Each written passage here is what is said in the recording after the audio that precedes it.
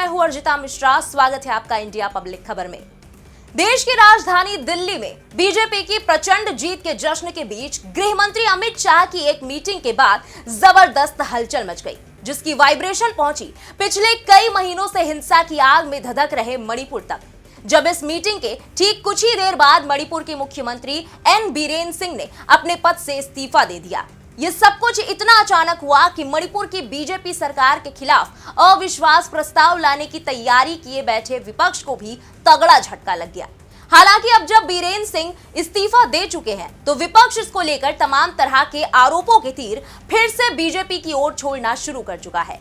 विपक्ष न सिर्फ सीएम के इस्तीफे में देरी करने को लेकर सवाल उठा रहा है, बल्कि पीएम नरेंद्र मोदी के अब तक मणिपुर न जाने को लेकर भी जमकर घेराव में लगा हुआ है। हालांकि इन सबके बीच अब सवाल ये भी उठ रहे हैं कि क्या मणिपुर सीएम का इस्तीफा वाकई मोरल ग्राउंड्स पर लिया गया फैसला है या इसके पीछे कोई और बड़ी हिडन स्ट्रैटेजी है। 8 फरवरी को बीजेपी के दिल्ली फतेह करने के बाद अभी इस सवाल के जवाब का हर कोई इंतजार कर ही रहा था कि बीजेपी के चेहरे पर अब दिल्ली की कमान किसके हाथ जाएगी। तो वहीं अब सेम सवाल मणिपुर को लेकर भी ट्रेंड में आ गया है कि अभी तक मणिपुर के मुख्यमंत्री की कुर्सी संभाल रहे बीरेन सिंह के इस्तीफे के बाद हिंसा की आग में लंबे वक्त से झुलस रहे मणिपुर का मुखिया अब कौन बनेगा। मणिपुर में मैतेई कुकी समुदाय के बीच करीब 2 साल से जारी लंबे संघर्ष के बीच वैसे तो लगातार सीएम से इस्तीफे की मांग की जा रही थी, लेकिन उन्होंने अभी तक इस्तीफा नहीं दिया था और कहते आ रहे थे कि उनकी सरकार राज्य में शांति बहाल करने की कोशिश कर रही है।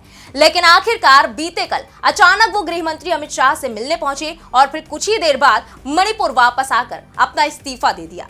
जाहिर सी बात है कि 2023 से लेकर अब तक मणिपुर में हिंसा को भड़के लंबा वक्त बीत चुका है, तो सवाल उठना लाजमी है कि आखिर अब क्यों ये रेजिग्नेशन दिया गया, और यही सवाल विपक्ष की तरफ से भी उठाए जा रहे हैं। तो चलिए करते हैं मणिपुर सीएम के रेजिग्नेशन को डिकोड, जानते हैं कि अब क्या हो सकती है मणिपुर में बीजेपी की अगली रणनीति। साथ ही बात करेंगे मणिपुर हिंसा को लेकर अब तक की टाइमलाइन के बारे में भी। लेकिन उससे पहले देख लेते हैं कि विपक्ष बीरेन सिंह के इस्तीफे पर क्या कुछ कह रहा है। मई 2023 से मणिपुर में हिंसा का दौर जारी है। खबरों की माने तो जातीय हिंसा भड़कने के बाद से 250 से ज्यादा लोगों की अब तक इसमें जान जा चुकी है और हजारों लोग बेघर हो चुके हैं।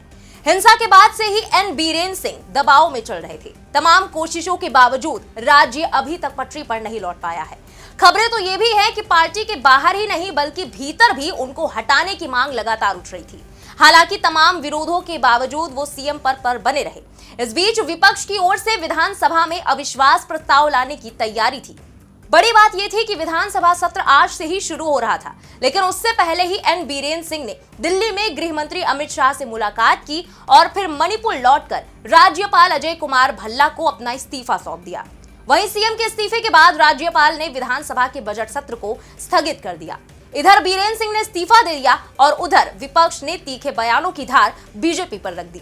इसी कड़ी में लोकसभा में नेता प्रतिपक्ष और कांग्रेस सांसद राहुल गांधी ने एक्स पर पोस्ट करके बीरेन सिंह के इस्तीफे को लेकर सीधे पीएम मोदी पर भी निशाना साधा। उन्होंने लिखा, करीब 2 साल तक बीजेपी के सीएम बीरेन सिंह ने मणिपुर में विभाजन को बढ़ावा दिया। पीएम मोदी ने मणिपुर में हिंसा, जान माल की हानि और भारत के विचार के विनाश के बावजूद उन्हें पद पर बने रहने दिया।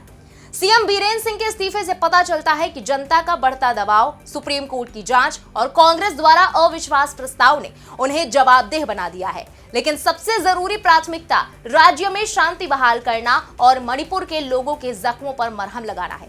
राहुल ने आगे लिखा कि पीएम मोदी को तुरंत मणिपुर का दौरा करना चाहिए, लोगों की बात सुननी चाहिए और अंत में सामान्य स्थिति वापस लाने की अपनी योजना के बारे में बताना चाहिए। वहीं कांग्रेस के राष्ट्रीय महासचिव और सांसद जयराम रमेश ने भी बीजेपी पर हमला बोला। यही नहीं, जयराम रमेश ने आगे गृह मंत्री अमित शाह तक से इस्तीफे तक की मांग कर डाली। उन्होंने कहा कि आपको क्रोनोलॉजी समझने की जरूरत है। कांग्रेस पार्टी मणिपुर विधानसभा में अविश्वास प्रस्ताव लाने वाली थी। मणिपुर के सीएम को एहसास हुआ कि उनके पास बहुमत नहीं है, इसलिए उन्होंने अपना इस्तीफा दे दिया। ये उनकी मजबूरी थी। मणिपुर में डर का माहौल है। मुख्यमंत्री के इस्तीफे में देरी हुई है। एन बीरेन सिंह सिर्फ कठपुतली हैं। ये तो केंद्रीय गृह मंत्री की जिम्मेदारी है। केंद्रीय गृह मंत्री को इस्तीफा दे देना चाहिए। पीएम मोदी ने मणिपुर का दौरा क्यों नहीं किया? नए मुख्यमंत्री की नियुक्ति से हालात नहीं बदलेंगे। पीएम मोदी को तुरंत मणिपुर का दौरा करना चाहिए। वहीं पूर्णिया सांसद पप्पू यादव ने भी बीजेपी पर तीखा प्रहार किया। उन्होंने कहा कि एक ऐसी सरकार जिसे ना तो मणिपुर की चिंता है और ना ही पूर्वोत्तर राज्यों की, उन्हें केवल अपने वोट बैंक वाले राज्यों की चिंता है। इससे पता चलता है कि वो यानी कि बीजेपी केवल सत्ता और कुर्सी के लिए राजनीति करते हैं। उन्हें संविधान, लोकतांत्रिक मूल्यों, देश की अर्थव्यवस्था, युवाओं और 140 करोड़ लोगों की समस्याओं की कोई चिंता नहीं है। इसी कड़ी में शिवसेना यूबीटी सांसद अरविंद सावंत ने भी कहा कि इतने लंबे समय के बाद इस्तीफा देने के लिए उन्हें यानी कि एन बीरेन्द्र सिंह को शर्म आनी चाहिए। मैं प्रधानमंत्री जी से पूछना चाहता हूं कि अगर मणिपुर में किसी और पार्टी की सरकार होती तो आप क्या करते? राष्ट्रपति शासन लगाते? आज तक नहीं लगाया आपने। उनके इस्तीफे से क्या हिंसा रुक जाएगी? क्या वहां शांति कायम हो जाती? ये मुद्दे ज्यादा चिंताजनक और महत्वपूर्ण है। वहीं शिवसेना यूबीटी के एक और सांसद प्रियंका चतुर्वेदी ने भी बीरेन्द्र सिंह के इस्तीफे को लेकर बीजेपी पर तंज कसा। उन्होंने कहा कि बड़ी जल्दी आंखें खुल गईं और कानों से सुनाई देने लगा। 2 साल बीत गए और मणिपुर उस मुख्यमंत्री के इस्तीफे का इंतजार कर रहा था। पिछले 2 सालों में बहुत सारी घटनाएं घट चुकी हैं। मणिपुर में 2 गुट बढ़ गए हैं, जिससे जनता के बीच हिंसक झड़पें हुई, कई लोगों की जान गई और महिलाओं को शोषण का शिकार होना पड़ा। इतना कुछ होने के बाद ही सरकार जागी। पूरे देश ने देखा कि किस तरह प्रधानमंत्री और गृह मंत्री ने वहां के मुख्यमंत्री को संरक्षण दिया। अब 2 साल बाद जब उनसे इस्तीफा लिया गया है, क्योंकि आज असेंबली में अविश्वास प्रस्ताव लाया जाना था, वो जानते थे कि उनके खुद के विधायक शायद समर्थन देंगे कांग्रेस के अविश्वास प्रस्ताव को। शर्मिंदगी से बचने के लिए उनसे इस्तीफा मांगा गया है।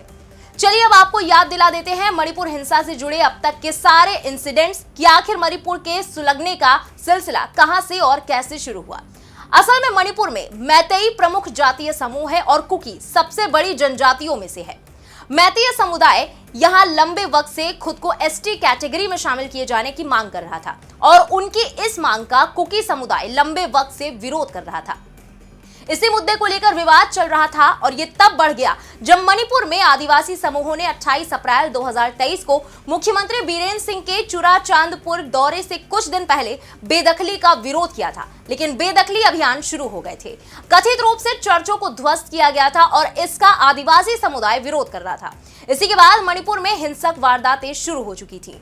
यहाँ बड़ी बात यह है कि मणिपुर में मैतेई समुदाय के लोगों की आबादी करीब 60% है। ये समुदाय इम्फाल घाटी और उसके आसपास के इलाकों में बसा हुआ है। समुदाय का कहना रहा है कि यहाँ म्यांमार और बांग्लादेश के अवैध घुसपैठियों की वजह से उन्हें परेशानी का सामना करना पड़ रहा है।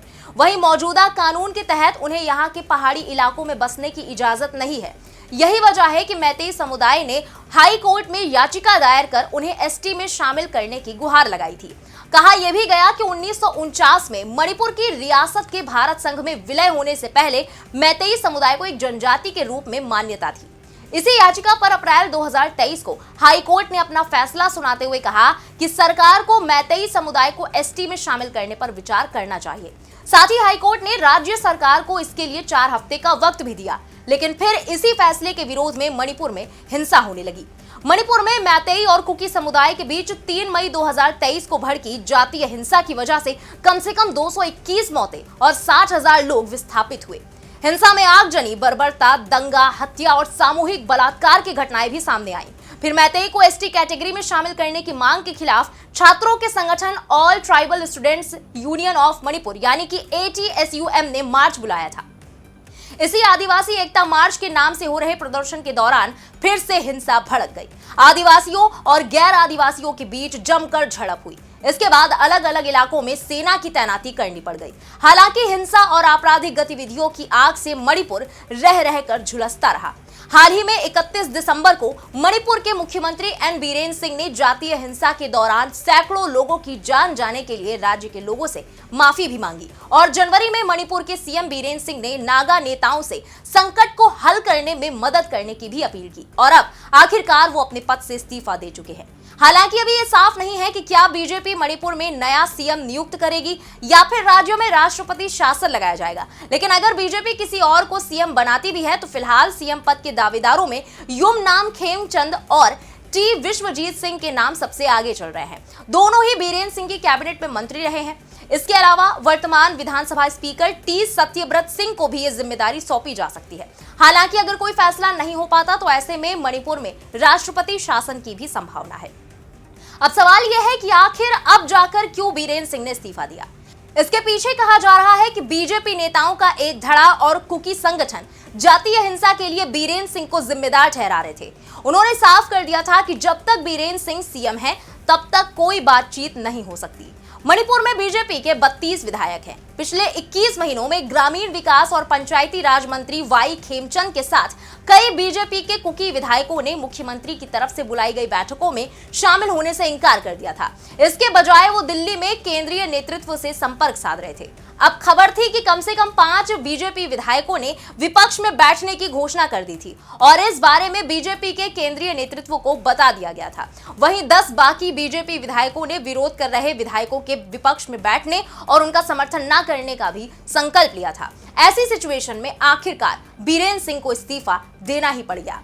बहरहाल अब मणिपुर में जारी हिंसा के बीच जब एन बीरेन्द्र सिंह आखिरकार इस्तीफा दे ही चुके हैं, लेकिन लंबे वक्त से अशांत चल रहे मणिपुर में एन बीरेन्द्र सिंह का अचानक मुख्यमंत्री पद से इस्तीफा देना बीजेपी के लिए भी समय की जरूरत माना जा रहा है, क्योंकि यहां बीजेपी के भीतर बगावत आखिरी छोर पर जाकर खड़ी हो चुकी थी और बस हल्की सी ढील बीजेपी को बड़ा नुकसान पहुंचा सकती थी। बहरहाल अभी बीजेपी हाईकमान की कोशिश बागी विधायकों को साधने के साथ साथ मणिपुर विधानसभा के अंदर अपनी ताकत को बनाए रखने की भी होगी।